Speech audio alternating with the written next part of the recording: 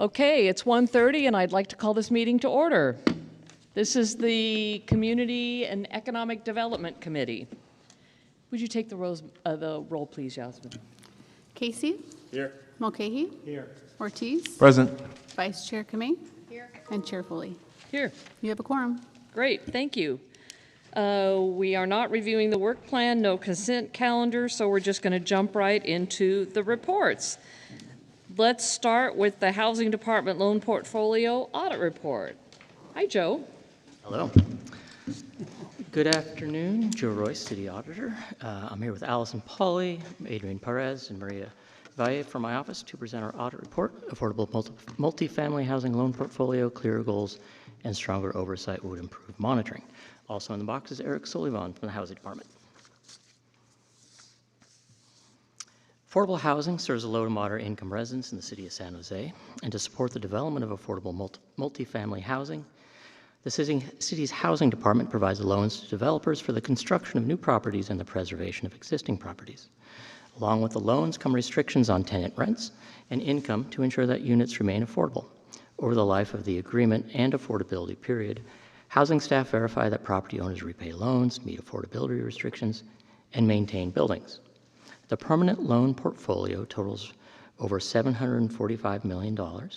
Across roughly 220 properties, there are nearly 25,000 units with active loans, affordability restrictions, or in the pipeline. Many loans were recorded before 2012 and are also subject to regulations from other lenders and government agencies, including the state and federal government. The objective of this audit was to assess housing's processes for managing the affordable housing loan portfolio, including loan servicing and compliance monitoring. As described in the city's adopted operating budget, in addition to providing loans, housing manages and oversees the city's affordable housing loan portfolio, including loan servicing and monitoring and compliance of deed-restricted apartments. Housing's role is to provide asset management, which involves monitoring the financial performance of properties and the overall portfolio, which differs from property management, which relates to the day-to-day operations of a property.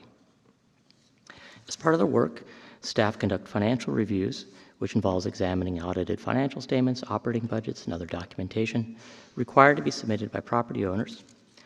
They also monitor affordability restrictions. Property managers submit rent rolls with rent levels and tenant income information to housing staff. Staff are expected then to check whether the rents are within the allowed rent limits for the unit type, and they may also check tenant incomes.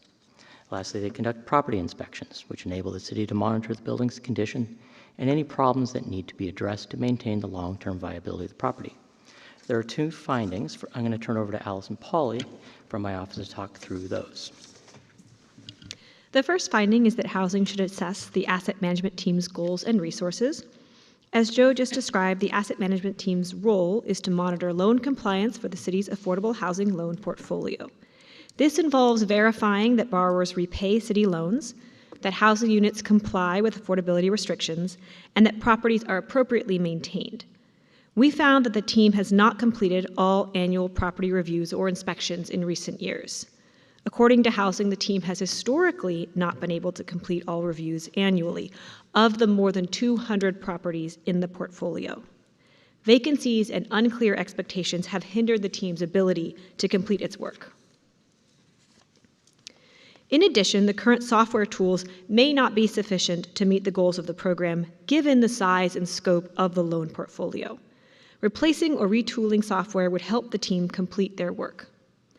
At the time of the audit, Housing was developing an automated rent roll portal to assist with reviews and working on developing standard operating procedures that would support staff to complete their work consistently. We recommend that Housing should develop a program-level strategic plan to identify program goals and resource needs, reconfigure the current software or acquire an asset management software platform, and update and standardize operating procedures and training.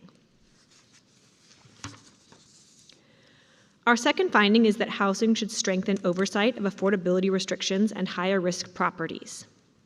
Some properties in the affordable housing portfolio do not comply with affordability restrictions, have not submitted required documentation, or have repeated property violations. We found in a limited sample of 878 units across 10 properties, representing 4% of the total units managed, 110 units had tenants with incomes above the cap for their unit type, which was 13% of our sample.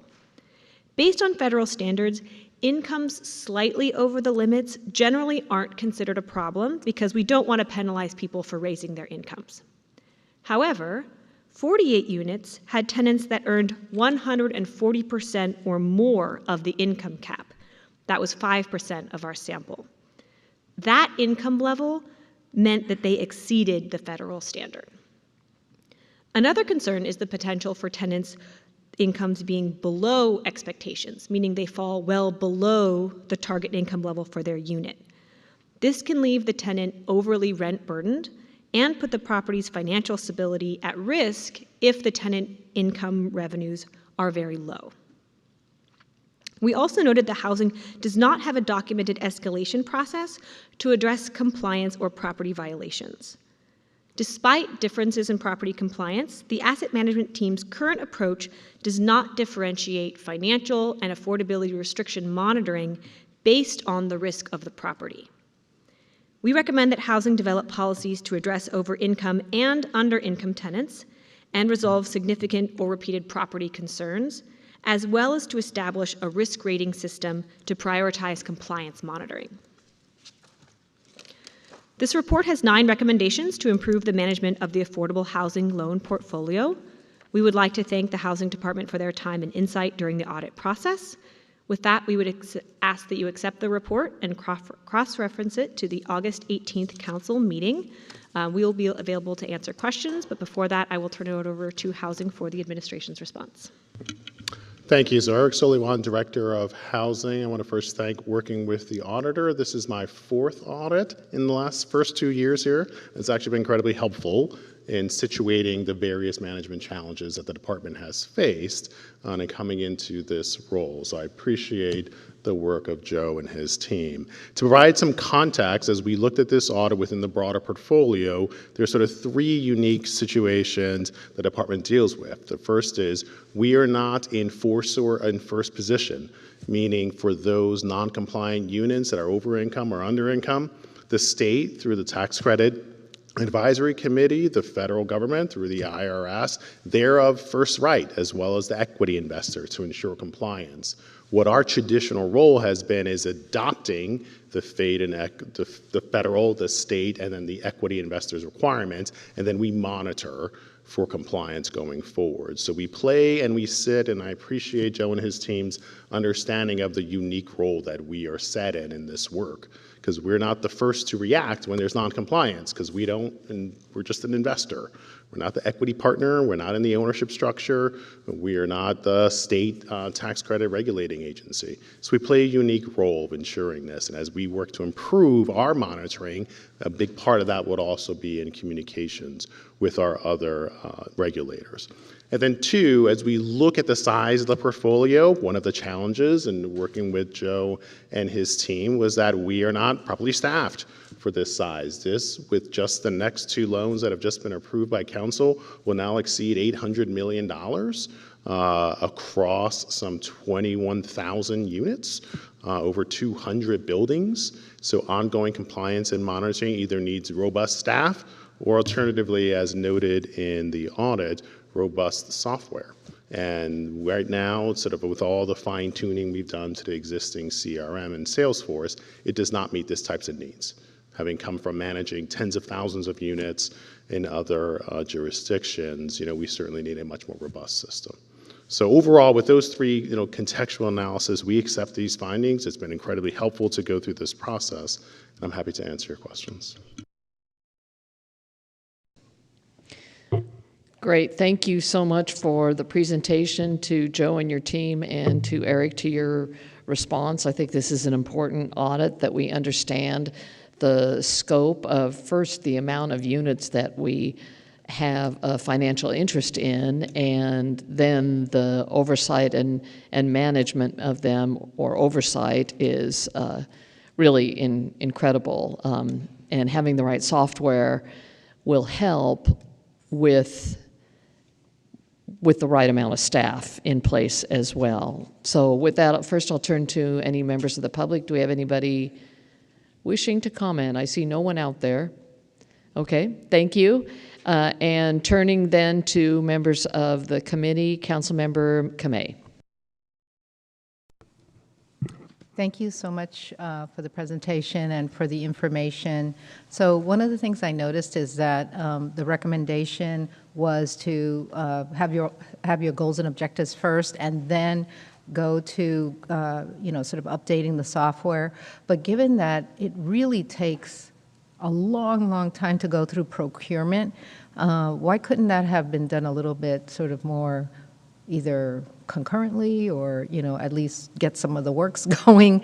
Because it seems to me that if you're not able to have the software in there, then I just thought that you need all of the time necessary to be able to get it done, because it's one of those critical tools. So I think this question was to the audit itself, which was, I don't know if necessarily we're sequencing it that way. Okay. I think it's helpful to understand what the goals are of the program, so you write the RFP correctly for the software. Okay, so whether that's a complete strategic plan in place, or it's far enough along that you can inform the scope of work you're looking for in the software systems. Does that make sense, Eric? Yeah. Yes, that makes sense. A lot of these, though, they're partitioned out with various deliverables. A lot of them are going to get started kind of coterminously as we look to schedule this forward. Oh, okay, so it's not wait until it's completed and then start it, because, okay. Correct. That sounds reasonable. I also know that you did have some vacancy, and I understand you're in the process of either hiring or recruiting to help in that process? Yes, the division is now fully staffed as of 2 weeks ago, so now it's fully staffed and ready to proceed forward. Now it's a matter of just focusing around the audit work that we have to do, while also addressing immediate exigent circumstances in 3 or 4 of the properties that were already been red flagged through our initial system that we have to address, coming from the collapse of the first community housing portfolio. Thank you so much. Well, with that, I would like to move acceptance of the audit report and cross-reference it to our council meeting in August 18th. Thank you. Councilmember Mulcahy. Thank you, Vice Mayor. Joe and Allison, thank you for the staff briefing on this item. I'm just curious, Eric, we're not in first position on any of the 800 million, 21,000 units or 200 buildings? Correct. So I guess the question would be, if you were to implement recommendations put forward here, what could you actually effectuate in the issues that were called out in the report? So there'll be 2 areas where we can actually effectuate. One is for those properties whereby they have been funded through a tax credit investor, because there's some that are not, and I'll explain that in a minute.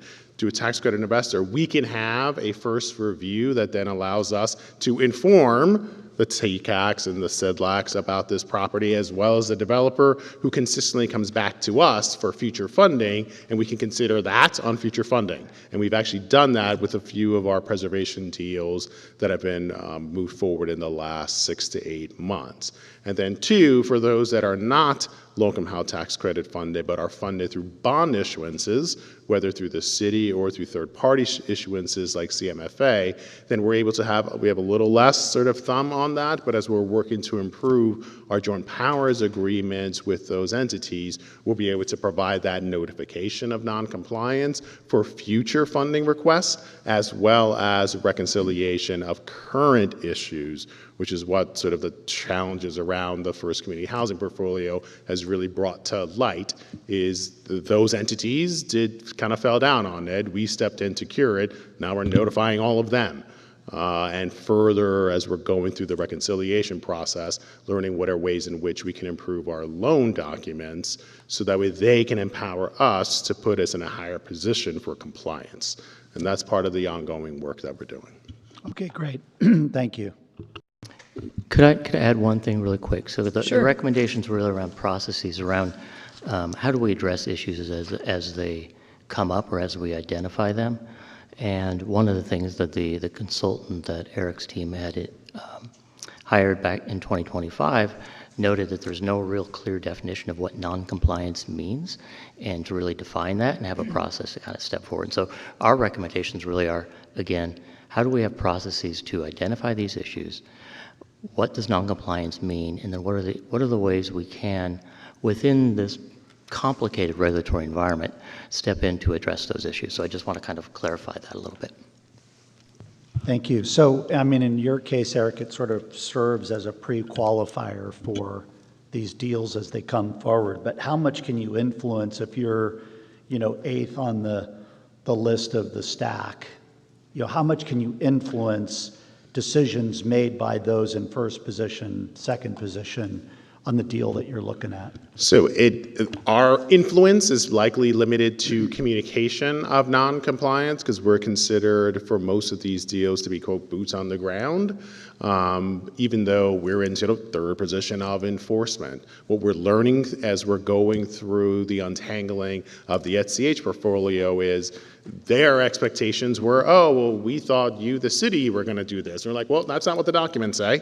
So let's talk about that going forward, because we're going to have to reposition if the expectation is that we become the actors of first response rather than second or third or fourth in some cases. So we're going to have to talk through some of that language. And since all LIHTC properties end up in the same three upper tier investors, we've already begun some of those negotiations about what future loan agreements need to look like if that expectation is to meet reality regarding compliance. Thank you. Okay, I want to thank you. I want to follow up a little bit on that. So if a property owner is in non-compliance because their rents are too low or too high, let's say, or the tenants are earning too great of an income, you mentioned that our role could be to notify some of the underlying lien holders of that. But as a lender, a red flag goes up and I start getting concerned about the risk to our investment. Should we raise a red flag to the underlying liens and the other underlying lien holders then call the loan? Are you concerned about that? Yes, and this is, as Joe had properly articulated, this is a web of compliance, and we sit in awkward spaces in some sense. Again, going through the FCH unwind, we're learning where a lot of these limitations are and where expectations did not match legal language in the documents. And so we end up with distressed assets, particularly severely distressed assets, that we, as the only entity that's here in San Jose, we have to resolve and step in, which then completely resituates the entire portfolio, and we get in from asset management to property management. We're stepping down a level much closer to the asset. And so this is some of the work that as we're looking to improve our processes, we're at least able to provide more timely notification, at the same time ensure that the property owners know this is an issue. With some of the more modern loan documents, we have vast powers to step in, take buildings, reposition property managers, all of that. But some of the older loans from the RDA days, very limited authority.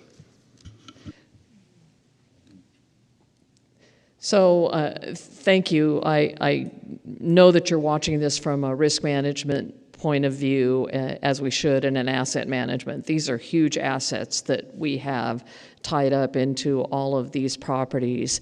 And while we're focusing a little bit on the tenant and how much the tenant can make or is making in relation to how the requirements in the property that they're in, we're not talking about condition at all. And when we're looking at some of these distressed properties, the condition may be something that is something very untenable for us to address. And should we become the responsible party who then takes over the management of the property, we have to address that condition. For example, the Fay and other properties that we've been dealing with. So I know you're mindful of that. I am as well. I think this really shows the importance of the work you do, and to make sure that we have, number one, software that is allowing us to track these properties more easily, and then staffing to follow up on the tracking that we're doing. With that, I don't see any further hands raised, so let's vote.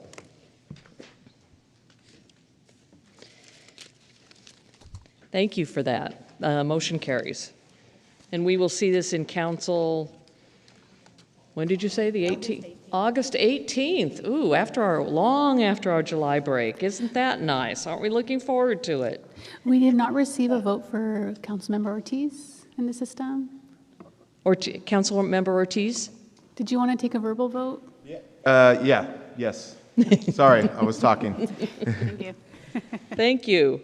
Okay, moving on to the next item, City Council Focus Area Status Report, Building More Housing. Jared and Eric remains. All right, thank you, Chair. Jared Ferguson, Principal Planner with Planning, Building, and Code Enforcement, joined with Eric Sullivan, our Director of Housing. So we're here today to provide you a status report on our focus area of building more housing. So for our agenda, we will start with a quick background on the focus area, and then an update on the focus area goals, and then lastly, we'll discuss next steps. So as a reminder, the focus area creates visibility on the problems most impacting our community, putting those issues at the top of the pyramid here. These continue to be our most complex initiatives requiring significant staff capacity and cross-departmental coordination to drive progress. We manage these areas differently from the rest of the pyramid, where our other core services and programs are delivered through day-to-day department work. Our core value is that our work involves cultivating an organizational mindset of learning with the goal of driving results for our community. This includes some of the principles shown here. These are the types of conversations that we are excited to have through the focus area update today and beyond into next year as we continue our work. So now to get into our third quarter portfolio update for the Building More Housing focus area.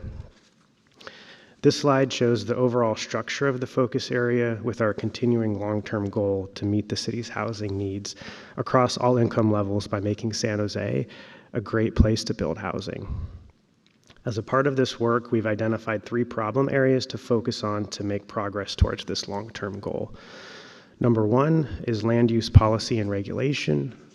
Number 2 is development services process. And number 3 is linking land and capital. So this slide highlights trends in our indicators, which are housing units entitled, building permits issued, and certificates of occupancy issued on a per unit basis. These represent the key 3 stages of development and those within the city's control, with building permit issuance being the key indicator for RHNA progress and signaling the start of new construction. Quarter 3 was lower in terms of housing units entitled, but was a stronger quarter for building permits issued. Since the City Council approved the Multifamily Housing Incentive Program in December of 2024, 2,216 units have moved from entitlement to construction. However, there are still not enough units being built to meet our goals. So of the 10 goals for this fiscal year, 7 are complete, 2 are on track, and 1 is off track. So for our first goal, 1.1, under problem 1, land use policy and regulation, we have our general plan 4-year review task force process. So we started the task force process in October and have held 7 task force meetings since then, with about 1 meeting per month. And we're on track to complete this goal by the end of the fiscal year. This has been a major undertaking from our team, and we are moving faster than any of our previous general plan 4-year reviews. In late April and early May, we held 4 open houses in addition to numerous stakeholder meetings and focus group meetings in coordination with the city manager's Office of Racial and Social Equity. We'll have 1 final task force meeting this Wednesday, task force meeting number 8, and then a final planning commission meeting next Wednesday, June 24th. We'll be at City Council on August 18th with the conceptual framework of general plan changes with the recommendations from the Planning Commission and Task Force. Goal 1.2, this is to expand our city's ministerial approval process for residential development into downtown. We completed additional analysis as part of our citywide planning report to this committee in October, following the state CEQA reform contained in AB 130, which provides a new CEQA exemption for housing development. Some of the benefit of the ministerial process is offset through this new CEQA exemption, but staff still believes there is value in moving this effort forward. The added work related to the implementation and analysis of SB 79, along with the necessary capacity to keep the general plan for your review process on track, contributed to this goal getting off track. Additionally, the scope of this work has been expanded through the budget process to include a 90-day guaranteed approval. Staff has made progress to initiate the environmental work necessary to complete this item. Goal 2.1 was to analyze options and report on development services timeliness and report on those findings. This goal is complete. CED heard this item in December with an analysis of permit timelines for both affordable and market rate housing. Affordable housing projects met targets through close coordination, while market rate and other development timelines were lengthened. PBCE and ITD are developing standardized permitting performance metrics. Council's interest in the permitting process and process improvements led to the April study session, with our optimization work ongoing. Goal 2.2 was to bring forward the environmental standard permit conditions and the CEQA process guidelines to City Council. This was a major undertaking for the team to complete and was completed last month with Council approval on May 19th. Goal 2.3 is also complete and was to conduct analysis of AB 130 and SB 131 that contain new CEQA streamlining. AB 130 reduces timelines compared to the previous typical review processes. SB 131 also provides other opportunities for streamlining through other exemptions or limiting the amount of additional review necessary during the environmental review process. We've seen faster project processing using these new routes, but tribal consultation remains a challenging aspect for timelines through these processes. The new laws are also reducing department fee revenue and are shifting the CEQA analysis onto the city when we look to make policy changes. We're evaluating staffing restructures, historic resource impacts, and the implications to community engagement. Goal 2.4 was to update the development fee estimator by adding multifamily construction by December of 2025. This goal is also complete. The fee estimator tool now includes multifamily construction. Overall, the tool now supports residential, ADUs, commercial industrial, and multifamily new construction. We're continuing to evaluate the tool's performance and future expansion into other areas. And with that, I'll pass it to Eric for the next set of goals. Thank you, Jared. So Eric Sullivan, Director of Housing, and I'll go through the 4 items for the Housing Department. For 3.1, the first we did is the cost of redevelopment study, which is complete. We'll be returning with the updated cost of redevelopment study in 2027, which will also include the additional items as listed in the council memorandum from 2 months ago. The studies show that with some fee reductions and waivers, it could improve the economics of some projects going forward, and that has certainly been the case as over 2,000 units have been put into production through the multifamily incentive program. 3.2 is also complete. This refers to the work being done around an analysis of entitled housing projects with various financial feasibility. So we took that analysis of all entitled projects, overlaid that to the cost of redevelopment analysis.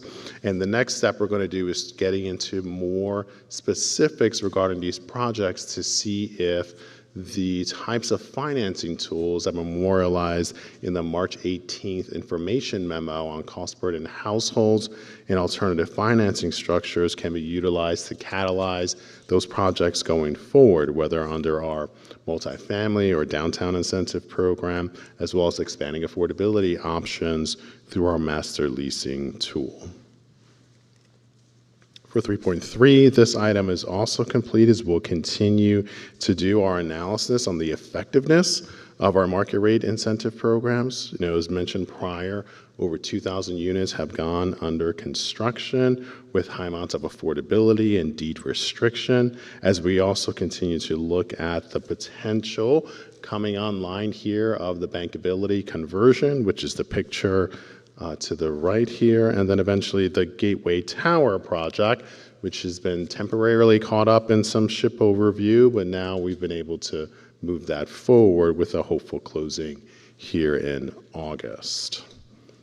And lastly, for 3.4, this item remains on track as we look at alternative financing programs, such as our master leasing tool that we brought forward to create affordability at downtime distressed assets at the FAA, and looking to use this tool going further down the AMI scale in other potential projects, as this has opened up a strong amount of interest in public-private partnerships to apply this tool to other projects, as well as looking at ways in which we can bring this affordability level down for other office to residential conversions. And we continue to explore those opportunities and provide a continuous update.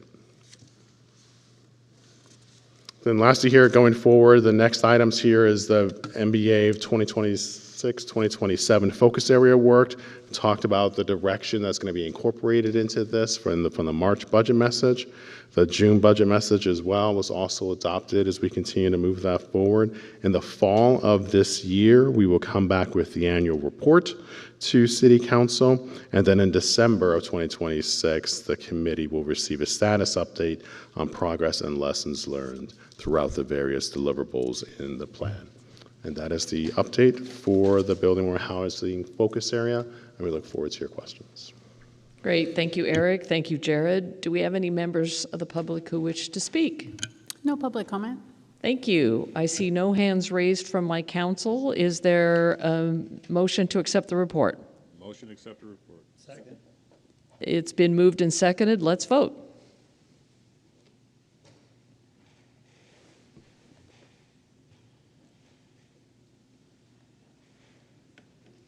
Thank you. Motion carries. This is not cross-referenced. We'll see it later in council, a different update. Next item and the last item of the agenda is the City Council focus area, growing our economy.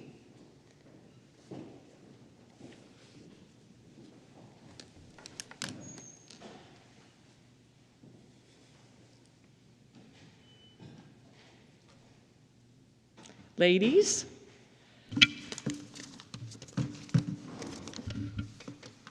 All right. Good afternoon, Vice Mayor Foley, Chair, and council members. Jen Baker, Director of the Office of Economic Development and Cultural Affairs. Happy to be here to deliver the Growing Our Economy focus area goal updates. And we have for you a summary slide. We'll go ahead and advance forward through the focus area background and methodology, which we know you're well familiar with, and provide for you a retrospective of our activities leading through Q3. All right. So you can see from our summary slide, we have made some good progress over the first 3 quarters of the year. We have 11 of the goals in blue, so we've initiated and completed those goals. 8 in green, so they're tracking to where they should be for this point in the year, and then, or to that point at the end of quarter 3, and then 4 in yellow. And the 4 in yellow are ones that need a little bit of attention through the end of Q3, but may have made some strides as we're getting close to closing out the end of the fiscal year.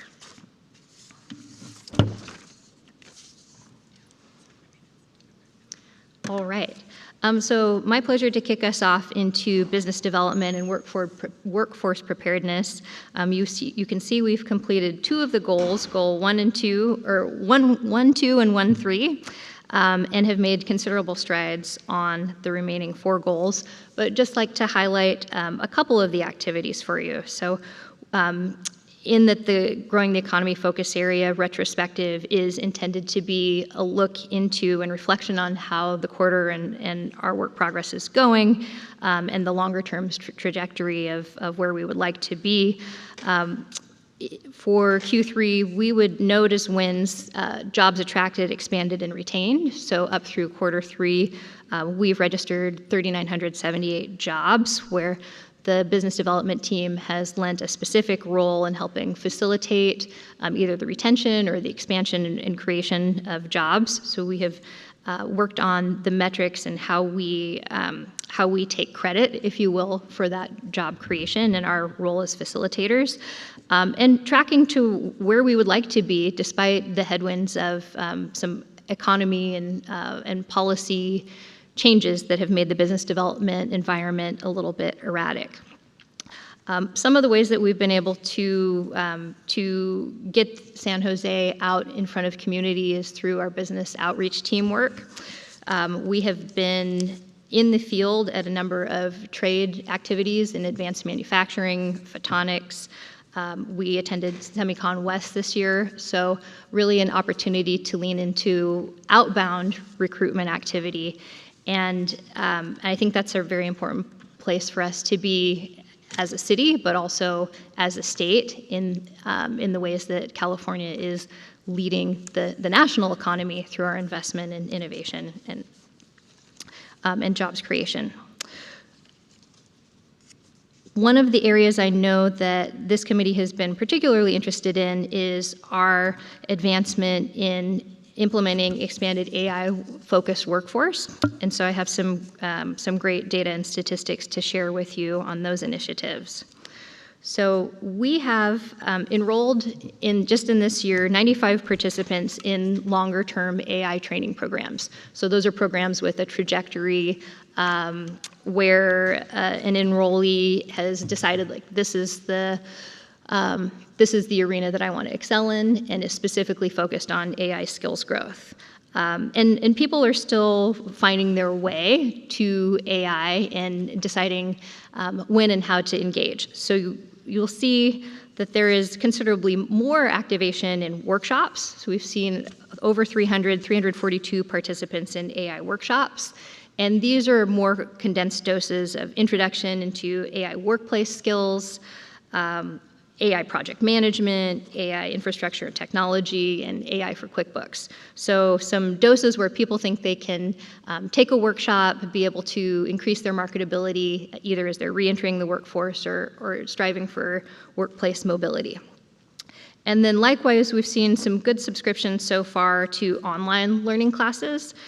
So 289 AI course completions across a number of learning modules, everything from fundamentals to basic AI theory to AI and cybersecurity and information technology. And I'll share with folks a shout out to our San Jose Public Libraries.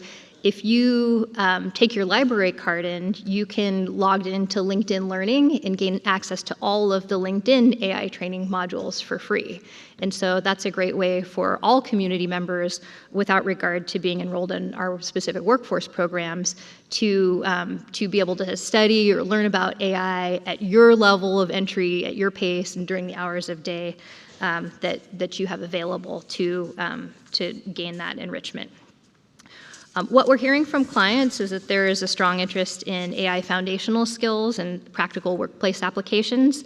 And so it's not just folks who are looking to enter into an engineering or a computer-specific field, but it's really clients who see AI as integral in their capacity to be joining the workforce across a lot of different types of positions.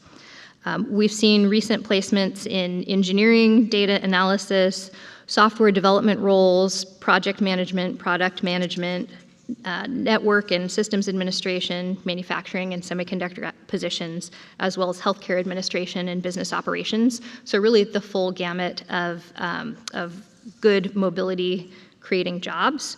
And some of the placements that have been achieved through our Work to Future program have landed at some of the major name firms that you would recognize is Google, Apple, Amazon Web Services, Capital One, ServiceNow, Meta, Palo Alto Networks, Juniper Networks, Applied Materials, Supermicro, and other technology-focused employers. So a nod to the focus of the Work to Future team and engagement with the community that tends to seek services, and we encourage to seek services from Work to Future, who are most often the most removed from the workforce chain. And this is really a program and an opportunity for people to regain the jobs pool and do so in a way that can create self-sustaining income and economic mobility. And that trajectory is paying off well for us. The intent is really to create workforce readiness, career mobility, and future workforce planning. I have a lot more data, but I'll pause on that and just share lastly that the demonstrated interest is across applied AI learning for all workplace functions, and that is encouraging because we know that increasingly that's a skill that people are going to need to be able to remain competitive. With that, I'll advance to my colleague Erica to speak more on infrastructure readiness. Good afternoon, council members, committee members, and members of the public. Erica Graffo, Assistant to the City Manager in the Office of Economic Development. So as a reminder, Problem Area 2 focuses on infrastructure readiness and ensuring that companies have the infrastructure that they need to meet their needs. As of the end of March 2026, goals 2.2 and 2.5 are complete. Goal 2.3 is on track to be completed by the end of June, and goals 2.1 and 2.4 are at risk of meeting their deadlines, and I'll go into that in a minute. On goal 2.3, which we're on track for, since the previous reporting period, we received 2 additional planning applications, bringing our total to 4. We anticipate 1 additional planning submittal by the end of June, which would allow us to meet our goal of 5 for the fiscal year. On goal 2.5, we are also excited to see that LS Power's permits were issued ahead of schedule, and we celebrated their groundbreaking last month. Very exciting. For the 2 goals that are at risk, so starting with goal 2.1, this relates to PG&E energization. So PG&E successfully energized 2 out of the 3 projects earlier this year, but the final project, which is the Stack Data Center in North San Jose, will be energized in August, so we'll be missing that deadline. I actually toured the Stack project on Friday to learn a little bit more about the delays. Well, that's not what the tour was about, but I did learn about the delays. And there were some issues with materials, long lead item, but actually some really significant issues with the utility as-built drawings, so where telecommunications lines, where San Jose storm lines or sewer mains, and other existing infrastructure. The new transmission line that's serving that facility, it's an overhead line, but the transmission pole has a 40-foot foundation. And so every time an unmarked utility was identified, the team had to redesign where the pole was located. So PG&E did offer to serve Stack through temporary power to meet the deadline, but Stack declined in favor of pushing out the in-service date and waiting for permanent power. One just interesting tidbit, I'm going to nerd out on you guys for just a second. So the substation that serves Stack data center is a gas-insulated switchgear. So unlike air-insulated, where you see all the the transformers, this one's all within a building. And the gas-insulated switchgear it insulates the line so that the space can be consolidated, and it reduces the overall footprint. So typically, gas insulated switchgears are, they use gas like argon or other things, but this substation, the first in the entire country, is using oxygen, is using O2 as the insulating gas, making it the first clean air GIS substation in the entire United States. Pretty neat. Okay, thanks for letting me nerd out. So switching to goal 2.4, the city had hoped to execute our exclusive negotiating agreement with Prologis by March of this year. However, after pausing to allow the city of Santa Clara more time to determine whether and how they wanted to participate, the city has opted to move forward without Santa Clara's participation in order to avoid further delaying the project. Staff are now negotiating a cost reimbursement agreement and the exclusive negotiating agreement directly with Prologis, and they aim to have both documents executed by July of this year. I'll turn it over to Blage. Thank you, Erica. Blage Zalalic, Deputy Director for the City Manager's Office of Economic Development and Cultural Affairs, and I am here to cover the goals on number 3, which are downtown and neighborhood business districts. And so we have 2 tasks that are completed, 2 looking good and green, and 2 moving forward but yellow as of the end of Q3. The 2 that we have completed, goals 3.2 and 3.3, as of Q3, for goal 3.2, we have facilitated the attraction of 6 new ground floor businesses. Just a couple I'd like to mention. Hopefully you've all had the opportunity to dine at the casual but chic Poppy and Claro at the base of 50 West San Fernando.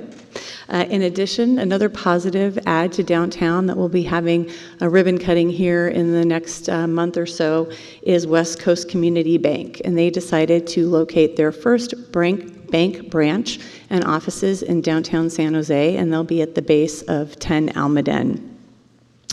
For goal 3.3, with respect to placemaking, it really is both the little things that matter and kind of the big, exciting, beautiful projects that are easily recognizable. With respect to the little things, our downtown management team proactively worked with the United States Postal Service to have them replace all 15 of their mailboxes in the downtown core within a month of the Super Bowl. So getting a government agency to work that quickly on that sort of project, I think deserves some good kudos. On the larger scale, honing into our power of partnerships, our downtown management team led the way in getting together the new owner of the former Greyhound bus building, together with the mayor's staff, and they really turned the opportunity for beautification there into a volunteer opportunity that was connected to the mayor's State of the City, which was part of our Super Bowl weekend festivities. So some really, if you haven't been by that building, boy, does it look different nowadays. So looking good and green as of Q3 for goal 3.1, we were 60% towards completion of our goal around commercial lease renewals. We have 3 commitments, and the one that I can mention is that of Berliner Cohen, who is going to keep their 100 or so employees in the downtown core. So very happy about that. And in goal 3.4, this is really an area where our small business team has been after it, and already by the end of Q3 far exceeded the stated goal of 1 new business improvement district. And in fact, this year, currently, we've got the formation of 3 bids, Alum Rock, the Alameda, and Story Road, and at the end of Q3, we're also in process of forming the East Village bid, which has since been formed. And just lastly, we're making solid progress on a couple of our goals that were deemed yellow at the end of Q3. For goal 3.5, we completed a lottery with 450 entrants, selected 30 small businesses that were going to be interviewed for our small business startup grant. They have since been selected, and the Small Business Advisory Committee has subsequently given their approval for those awardees, and we're going to be distributing that funding in July.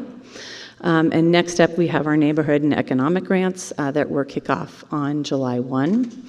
And then lastly, number 3.6, there was a yellow light at the end of Q3, but we're moving ahead on streamlining actually 2 processes.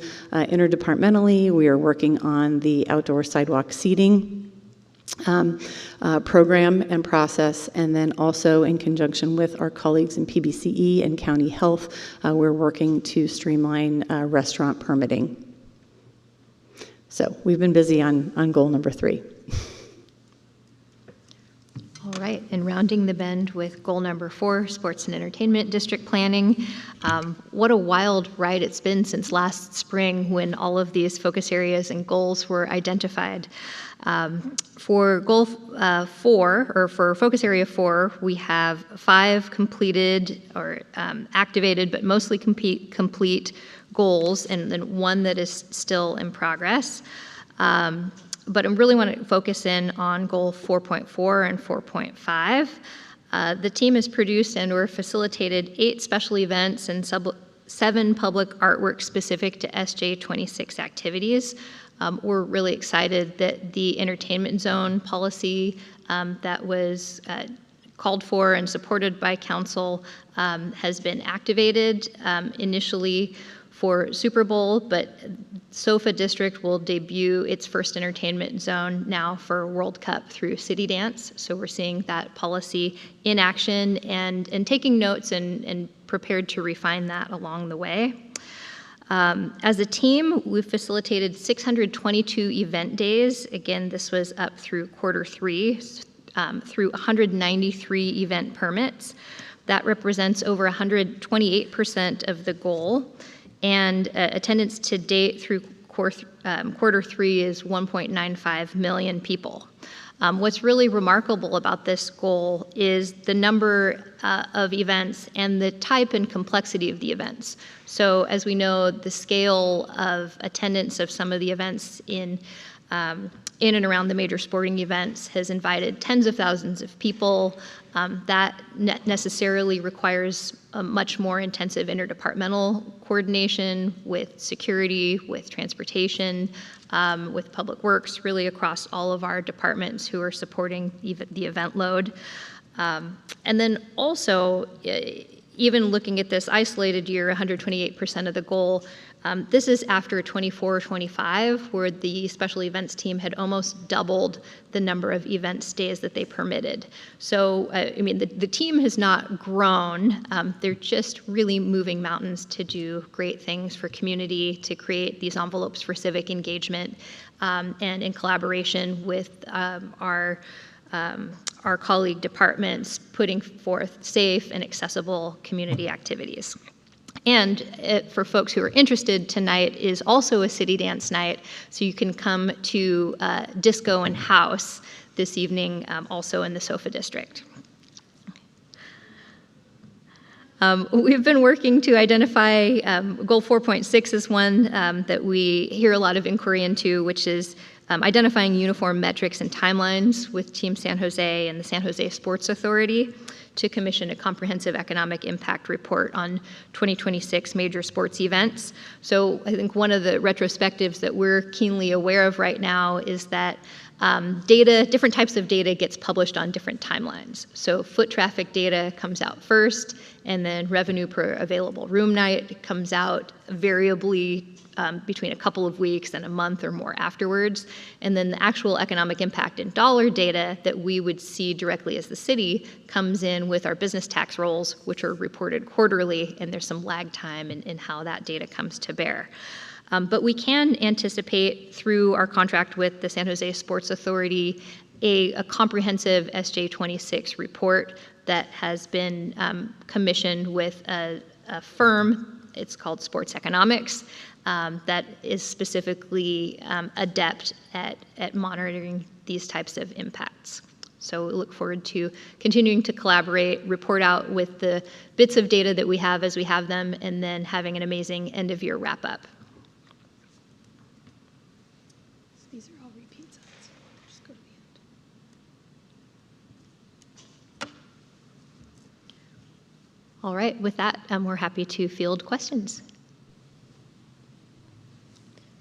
Thank you. That was a lot of information and very exciting what's happening in 2026 and all the FIFA activities and watch parties. And I know many of us have things to come in our districts. It's exciting time to be in San Jose. And looking at this last year and thinking how this was going to all play out, it's really, I think, exceeded our expectations of how smoothly knock on wood, I shouldn't say that before it's over, but how well it's been received by our community and just the energy level of all the people who are attending is really exciting to participate and see that. So with that, I'll turn to members of the public, but I don't see any. No public comment. Thank you. So I'll move on to our council. Councilmember Ortiz. Thank you, Vice Mayor, Madam Chair. I also want to thank staff for this report. Exciting topic. Great to hear about all the amazing things that are going on citywide and in downtown. Just want to thank everybody who's put work into today from all the various departments, not just Office of Economic Development. Glad to hear that business improvement districts continue to be a strategy for the city. You know, I think when I look at East San Jose, and kind of like our more under-resourced areas, whether it's like District 7 or parts of District 3, the best way to bring in new resources is this new strategy of a bid. And I don't think that, you know, the Alum Rock bid, the new one that was mentioned during your guys' presentation, we're not finished yet in East San Jose. I'd like to see one on Story Road as well. And then hopefully in the Alum Rock Village, but we'll see if they change their perspective on the bid. Once the corridor starts getting nice things, I'm sure there's going to be some FOMO, which is fear of missing out, and so that'll allow us to push them to, you know, cross that ledge. Also, I think, you know, on the same conversation of the bid, you know, in one of my budget asks was the formation of the Story Road East Business Association. We're forming that as we speak. We have an initial meeting with business leaders later this month, and so hopefully, and I know that was approved, and so I know that Community Strong Solutions will be able to provide us that support that I know they've done in so many of our districts, and so hopefully that'll be something that we could explore later on in the vein of bids, because that would be a quite sizable one. We're thinking from Story and White all the way to King and Story. Also really happy to see streamlining. I know you guys hear this all the time, and I'm sure PBCE hears this all the time, but the permitting really is a tax on our business, and especially in East San Jose, when, you know, a lot of our business owners don't really understand the intricacies of and the, you know, specifics of permitting. I mean, I think I was just emailing Chris now about a guy who did all this construction, and then now it's like, oh, I have to have permits? And it's like, yeah, you got to have permits, buddy. And so, you know, I want to make sure that permits are important. We got to make sure we're doing everything to code, but also want to make sure that we're doing everything we can to support our entrepreneurs in realizing their vision, because if more of our entrepreneurs realize our vision, that'll increase our tax revenue. And so really glad that the city and multi-department a coalition is leaning into that topic. And I know it's not easy. And so thank you for that. And then also, of course, the grants. That's extremely important to the city. I think that I read somewhere that there's going to be grants for I guess organizations that are thinking about starting a business association. I think I read something. Is that accurate? So the second grant program that we just took to the Small Business Advisory Committee is the Neighborhood Economic Grant Program. Okay. So we have about $145,000 that was allocated through the budget. Oh, wow. There are going to be 3 or 4 grants. They're larger grants, so they'll go the 3 or 4 grants somewhere between $20,000 and $45,000, kind of depending on what the project is proposed and depending on kind of how the interviews go. But that is a program that is geared more towards organizations looking to do something a little bit more comprehensive in neighborhoods rather than to a specific business for a startup need. Yes, well, it's to form like a business association, right, or no? Is that not accurate? Not necessarily. That Okay. could be one of the things that is proposed, but it could be other things. It could be activations. It could be, a small kind of infrastructure project. Thank you for that. I'm sure that all my colleagues are probably interested. Where can we find out like some of the like determining factors of what makes an applicant, look, effective when they apply or something like that? Like, what are you guys looking for from the groups? Sure, of course. So two things we can forward to the committee in the packet from the Small Business Advisory Committee that met earlier this month. There was a write-up on kind of the criteria and what the program would be, so we can forward that, make sure everybody has it. And then secondly, we're going to launch the application in early July, and right now we are formulating and working with some of the members of the Small Business Advisory Committee to exactly kind of map out the program and the parameters. Yeah. I want to apologize to Vic and my colleague. I know I've missed the last couple of ones. It was had a little bit of a busier re-election than my colleague here. So thank you for holding down the fort. And then finally, I just want to, I know I'm running up on time. I just really wanted to thank the staff for the work underway to advance the outdoor seating improvements in the memo brought forward by myself and our colleagues. Activating our commercial corridors, whether that's, Winchester, Stevens Creek, Alum Rock. I think it's of vital importance for our local economy. And, when I drive through my district, I just see a lot of underutilized outdoor space.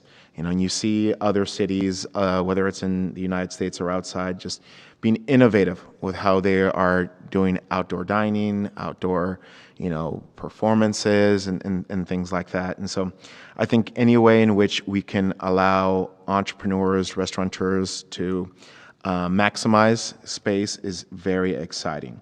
At the same time, I think the amount of coordination that has been required to improve a single process highlights a broader challenge.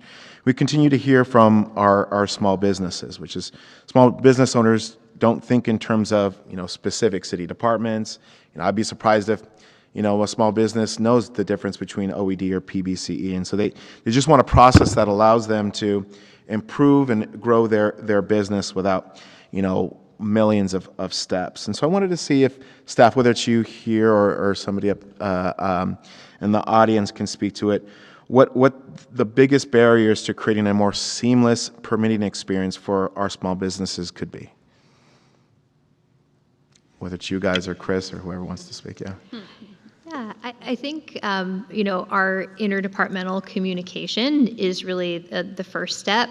And then also just being prepared to staff the types of requests that come in. Mm-hmm. And so I think there have been some good strides this year in the Streamlined Restaurant Program and the STAR program, where people know and are continuing to learn that they can come to the city for certain expedited permitting opportunities. And then just continuing to refine if an inquiry comes into our small business team or to really anyone at OEDCA, we can communicate that to our colleagues in PBCE to have a sort of a more seamless approach so that folks feel like when they come to the city, they're coming to the city, and then we can help them navigate to the right subject matter expert to achieve their ultimate end. Thank you. Chris? Councilmember Chris Burton, Director of Planning, Building, Code Enforcement. I think Jen's sort of hit it straight on the head with that one. It's really about sort of how do we get out in front of our customers to help build education and provide them the information so that they have a better insight coming into the process. And so, we have a really great partnership with OED in creating that sort of handoff when there's businesses that they're working directly with.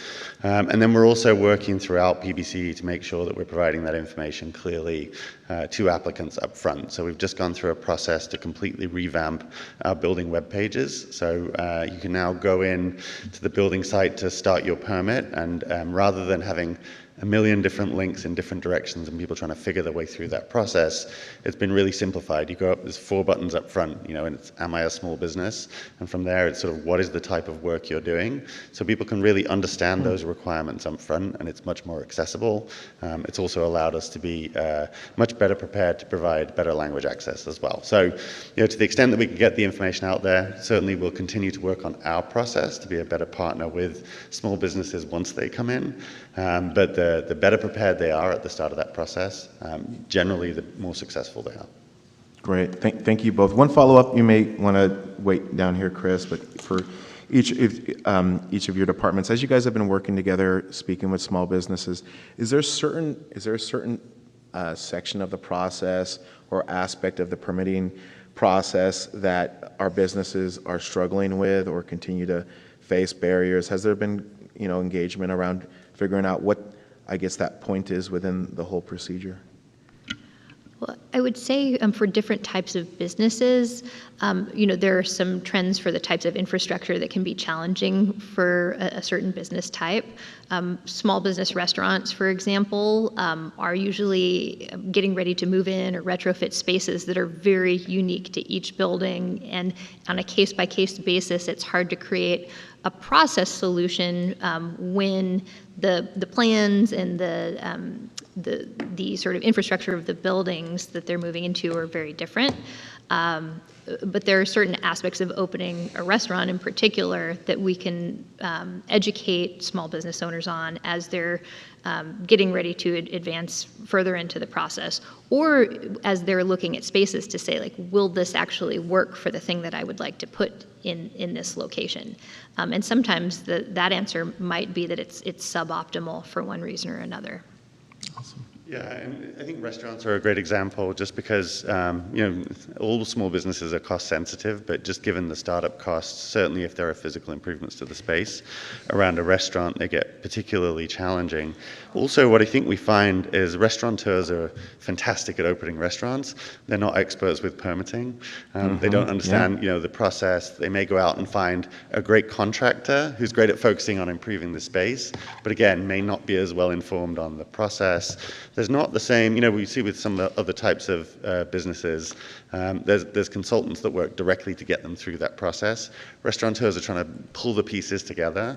So really what we think about in that instance is how do we design a process that makes it more accessible? So when you look at something like our streamlined restaurant program, it's about having the whole team there so we can respond really quickly. The coordination we're now doing with the county is to minimize that back and forth between, hey, you can go do this from the county, now go do this with the city. So they can hear it all at once, that they don't have to be an expert to know that they have to go and sort of get a county health permit before they get a building permit, or what the implications may be if they make changes down the road. So really that's it, is how do we tailor our services to meet the need?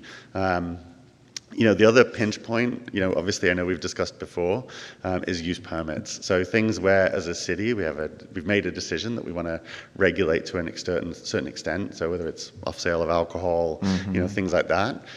We've created guardrails for the community in that sense. And obviously, again, that's a much more involved process that folks who are just trying to open a small business don't have the expertise and knowledge around. So again, we work closely with those people. We try and give them the information up front to say, this is what you're going to need to get through it quickly and effectively, to hopefully we can minimize that stress. Thank you. Thank you. I was just wondering how to politely cut you off, but you did yourself. Thank you. Councilmember Mulcahy. Thank you. And thank you, Jen, Erica, Blage, for the report. I'm going to kind of go in order and just have a few comments and a couple of questions. I first want to just say to Councilmember Ortiz's questioning, I think the other piece is as soon as you go to a restaurant and one with liquor, you start bringing in other agencies, whether it be the health department or the state with the ABC. So it certainly adds a level of difficulty. So Erica, I don't have much for you, but that was a really cool day, being able to open or do 2 groundbreakings for LS Power in the same day. So glad that they're ahead of schedule. Blage, a few things for you. You pointed out the Greyhound bus station beautification, which was great. I was there painting that day. But I don't know if you've noticed, and maybe you guys had a hand in it, but the the vacant lot that's always looked like, terrible, right? That sits behind 160 West Santa Clara Street has now been improved, and there's a big dome out there where they're doing watch parties. So it's a pretty cool sort of byproduct of this work downtown. So it's a big improvement just at that corner, and then with Myth, I think, has got a new investment there. So I want to get your recipe on the post office, because we've got a bunch of mailboxes that need to be improved all over the city, but certainly we do in D6. So I'll take that contact. And then on the staff support for the bids and C-bids, I think, I'm a huge fan and a big proponent of them. I'm just curious, what is in your work plan for those that you birth? What's your sort of responsibility for, sort of graduating them from birth to toddler to on out? Is that a third-party contract program? Is that internally in-house that we're doing that? Just want to make sure that once we sort of birth these, programs, that they've got support that they've been used to for at least a year or two in advance. Yeah, in terms of our work plan and how we'll continue to support bids, I think, each bid comes to fruition through a different arduous process and different levels of momentum. And I did just want to pause, and I know there had been reference earlier to a Story Road bid coming online, but I do want to recognize the distinct efforts of a Story Road bid that was adopted and advanced by council earlier this year through the hard work of the Story Road Business Association. So the prior mentioned additive bid would be a different one than the existing one that was adopted. So I just wanted to make sure for members of the public who weren't necessarily charting all of the improvement districts that one was advanced and adopted for Story Road through a lot of hard work. And then always interested in seeing where there is momentum for a community to rally around other bid opportunities. I think for staff and in terms of budgeting, it's important for us to be thinking also proactively into the next years for how we want to steward the bid program, and that will be part of the focus area activities. One of the nuances of bid formation is that you have volunteer board members who then are responsible for sort of keeping the plate spinning or the ball in the air and keeping bid functions compliant.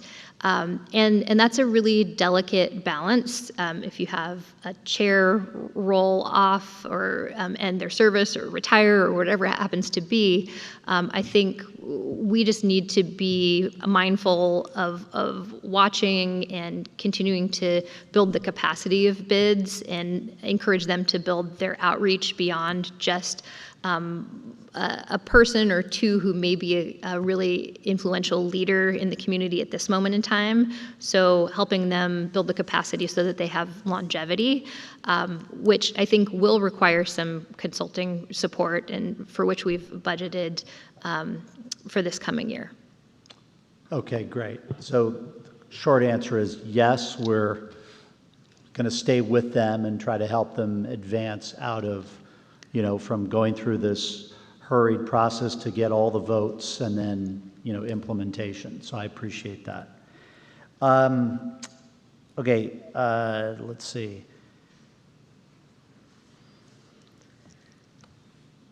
So on 4.6, I think is where we do the economic study. I think this was you, Jen, talking about it, and I know you were talking about the Sports Authority and a contract there. So aside from the economic piece, which we all know is so important, and I assume they're going to be, sort of working with the likes of a Team San Jose and other groups that have been part of this work, what are we doing internally as a city? And it may not be fair to be asking just you this question, but you may know whether this is sort of afoot or not. It seems to me like building a playbook. Like when you think of the diversity of programming we've done this year, from an NVIDIA takeover to, table tennis championships, latter part of this year, what are we doing internally to make sure that we're kind of documenting and understanding all of the challenges we faced and overcome, and the implementation of the work we've been doing, so that we aren't reinventing the next time? Is there anything in that way that we're doing right now? Well, we've certainly adopted some cadence of data capture, and also understanding in the lead up to events where we want to have antennas out into the community to understand how events are being received and the extent to which businesses are included in the process. And so that process has evolved nicely. I think after the Super Bowl, we had a lot of inquiries immediately following for all manner of data, and being able to acknowledge that that doesn't all come out all at once. You don't push the data button and have an amazing report. And then being able to preempt what we knew would be some levels of inquiry around GTC and March Madness. It was a much more organized media and data capture plan around the March activities, and then to the extent that we're now into World Cup, that plan and process has also evolved on the data capture side. Our special events team holds retrospectives after these events to understand where were we appropriately staffed, where were there challenges, how would we do things differently? And so we're definitely on a pathway to continuous improvement. Is there a journal or log that captures all of this great institutional knowledge? Not yet. Well, I think the thing you just said at the very end is exactly what I was looking for. So our events team really is looking at that, because they've been at the center of a lot of the different coordination between the departments, where, us really learning and remembering that for the next time, I think, is important. So if what you're saying is the events coordination team is sort of doing that already, I think that's a good answer to the question. All right, so then just, I skipped over one, and that was on the certificate, the health certificate streamlining. I don't know if any of you were involved. Last year we did the restaurant round table, and we invited the county, and Supervisor Abe Koga was there, and it was like the health department didn't know why they were there when we had that meeting. I'm wondering what kind of progress we're making in this specific regard. So whether or not back to Councilmember Ortiz's point about streamlining, a streamlining program, how are we doing now in making sure to make that connection to our health department and how they can help us move quicker? There's definitely an ongoing dialogue. From a client and customer experience standpoint, we've received a lot of inquiries from vendors who are interested in the food space or in vending different products around these major sporting events. And we obviously lead them to the City of San Jose doing business, sort of rules of engagement website. But also forward them to the county so that we can share with them some of the different county criteria and make it a better experience for small business interests who are trying to find the right information and not necessarily knowing that they may need to talk to a couple of different people to have their business presence be legitimate. Just to add to all the things that Jen said, and then to add to that, we're specifically have started a cadence of meetings with our colleagues in the B part of PBC&E, and then also with County Health. And so they now know why they're in the room and what we're trying to achieve, and we're starting on that journey forward. Okay, great. I know the red light's on. Just, are you going to do an education piece on the library card LinkedIn partnership that you talked about right at the beginning? Would be happy to create something or co-create. Yeah, I think it'd be fun to share that, for people who are AI curious and LinkedIn members. That would be good in our public library system. Thank you. Would you care to make a motion? Oh, yes, I will move to approve the presentation. Is this a referral? Accept. Accept. Accept Yeah, the report. accept the Yeah. report. Thank you. Is there a second? Second. Okay, thank you. Moving to Councilmember Kamei. I'm sorry I jumped the gun on the motion. That's what I was going to do. Anyway, no, my colleagues have covered quite a bit already. But I just want to say thank you because this was a big lift. We didn't know how that would be in terms of using this new system of tracking things. But I've seen a lot of good work come together, and the results speak for themselves. So now that you've set the bar high, you know, it's going to be sort of like expectations of high standards.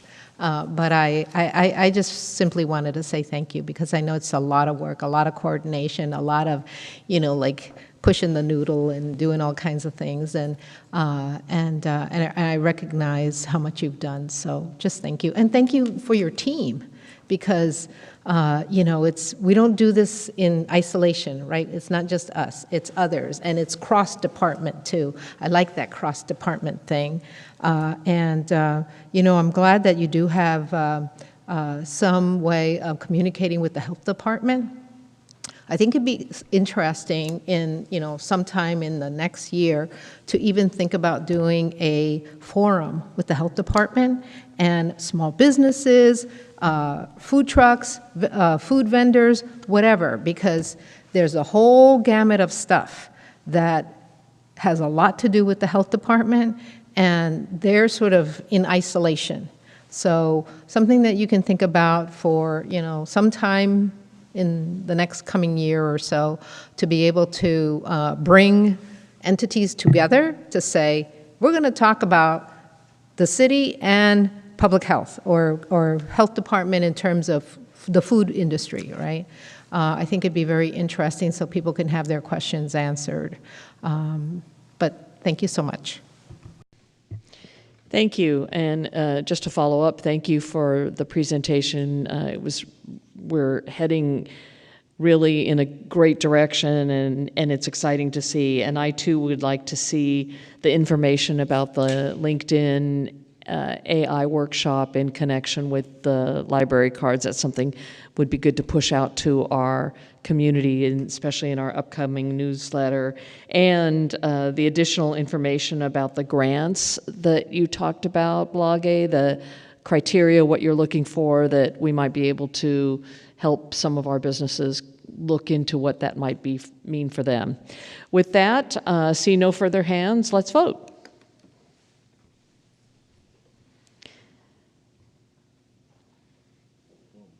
Thank you. Motion carries. Now that concludes our formal part of our meeting. I don't see any members of the public with their hands raised, so we stand adjourned at 2:51. Thank you.